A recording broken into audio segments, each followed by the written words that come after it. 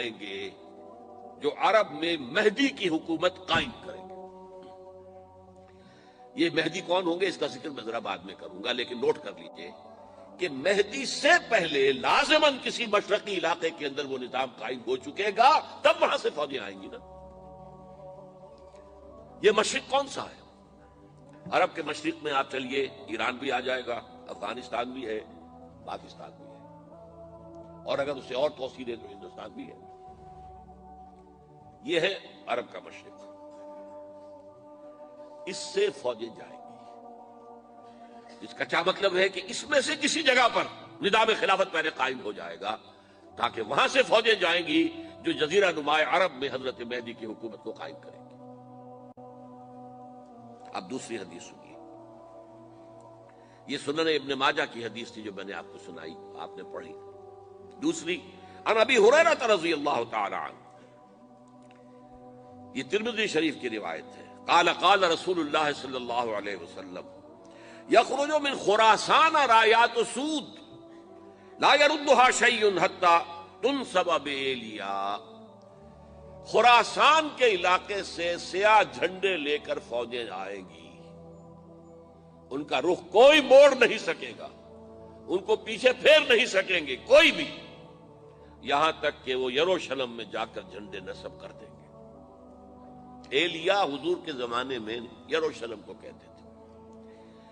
یہ یروشلم تھا جب حضرت سلیمان کی حکومت تھی اور یہاں پر معبد سلیمانی، ہیکل سلیمانی قائم ہوا، پھر یہ یروشلم ہی رہا ہے تاریخ میں، یہاں تک کہ سن کی حکومت تھی اور یہاں پر معبد سلیمانی، ہیکل سلیمانی قائم ہوا، پھر یہ یروشلم ہی رہا ہے تاریخ میں، یہاں تک کہ سن 70 عیسوی میں جب ٹائٹس رومی جنرل نے اس کو گرایا، ختم کیا، سیکنڈ ٹیمپل گرا دیا، اور یہاں سے یہودیوں کو کہا نکل جاؤ یہاں سے، کوئی یہودی باقی نہیں رہا، تب بالکل تہو بالا برباد کر دیا۔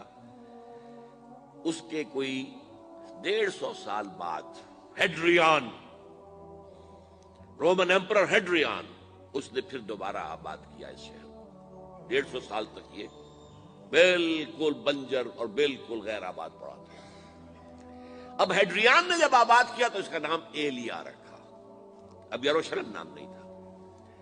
تو حضور کے زمانے میں پھر اس کا نام ایلیا تھا، اور اب اس سے کیا معلوم ہو رہا ہے کہ یہ یروشلم مسلمانوں کے قبضے سے اس وقت نکلا ہوا ہوگا۔ ایک دفعہ پہلے نکلا تھا، سن 1099 عیسوی میں مسلمانوں کے ہاتھ سے نکلا، کروسیڈرز، عیسائیوں نے آ کر اس کو قبضے میں کیا، لاکھوں مسلمانوں کو مارا، قتل کیا۔ اس کو 1187 عیسوی میں واپس لیا ہے۔ کس نے لیا ہے؟ صلاح الدین ایوبی، کرد۔ عرب کھوکھلے ہو چکے تھے، عربوں نے کھویا، واپس نہیں لے سکے، بہت حکومت کر چکے تھے، 400-500 برس کی حکومت کر کے، اور ان کے عیش اور ان کے آرام، اب ان میں جان نہیں تھی کہ وہ واپس لے سکے۔ واپس لینے والا گرم کرد خون تھا، صلاح الدین ایوبی۔ تو گویا کہ اب آپ سمجھئے کہ 88 برس تک عیسائیوں کا قبضہ رہا یروشلم پر۔